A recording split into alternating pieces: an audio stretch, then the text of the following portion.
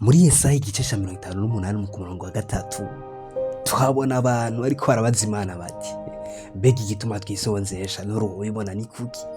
Igituma twibabaza nawe ukavyirengagiza biterwa n'iki?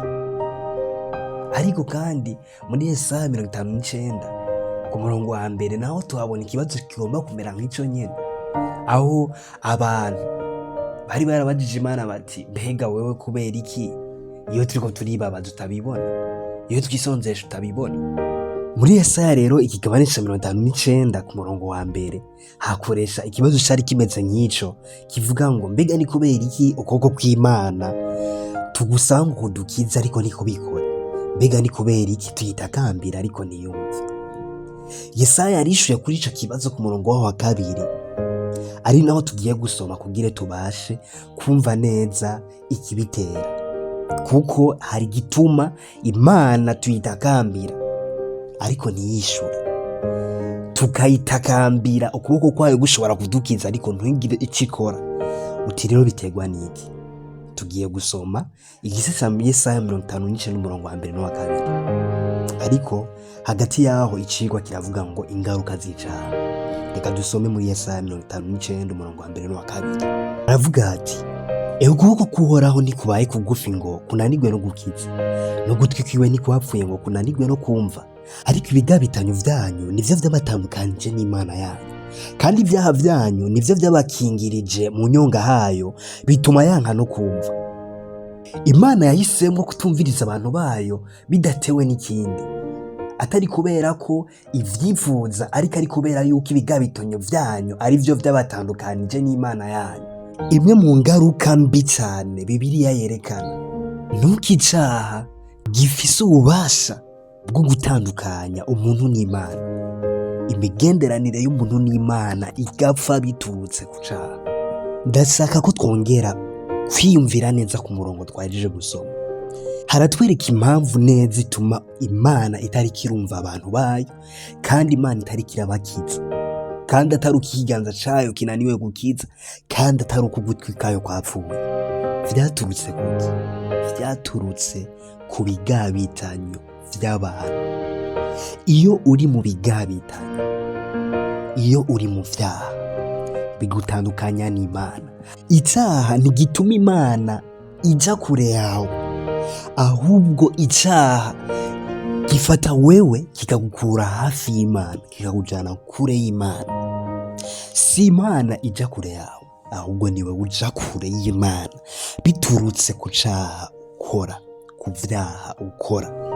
Hama wamara imisi myinshi ugatangura kwisengesha amasengesho womanura n'amabati ngo ukeneye ko Imana igutabara, ariko udashaka kuvirira ivyaha urimo.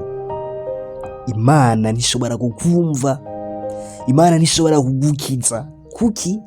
Kubera ko warase kuvavanura n'ivyaha, wigize umunyabwenge mu vyaha. None rero ikize, reka dusome mu Itanguriro igice ca 3 umurongo w'8, biraza kudufasha gutahura neza aya majambo. Haravuga ngo bumva ijwi ry'Uhoraho Imana igendagenda muri iryo tongo mu gihe c'akayaga ko ku mugoroba. Uwo muntu n'umugore wiwe binyegeza mu biti vyo muri iryo tongo ngo Uhoraho Imana ntababone. Bumva ijwi ry'Uhoraho barinyegeza. Kubera iki? Kubera icaha. Imana yarabegereye, ariko bo barinyegeza baja kure y'Imana, bifuza kuja kure y'Imana. Nkuko twari duhejeje kubibona, Imana yifuza yo kutwegera, ariko icaha umaze kukigwamwo wifuza wewe nyene gitangura kukwegeza kure y'Imana yinyegeza. Abantu benshi ntibabizi. Ubwa mbere na mbere wowe icaha no kwihakana Imana ni kuyitera ibitugu. Igikorwa c'Imana nk'uko kiri kandi kiringanije, usanga abantu tugitera ibitugu. Ikibabaje rero gusumba ivyo nuko bituma umunyavyaha agerera kure y'Imana cane. Icaha rero kiradutandukanya n'Imana, atari kubera yuko Imana itoshobora kudukiza canke ngo idushikire nk'abanyavyaha, ariko ni kubera yuko icaha gituma twihakana inzira y'Imana yo gushaka kudushikira.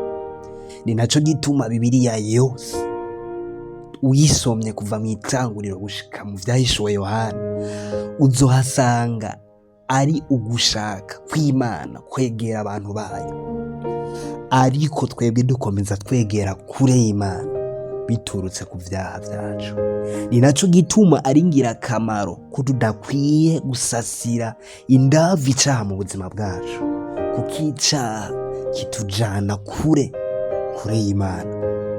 Ngiyi ingaruka ikomeye y'icaha, kudutandukanya n'Imana, ikatujana kure y'Imana.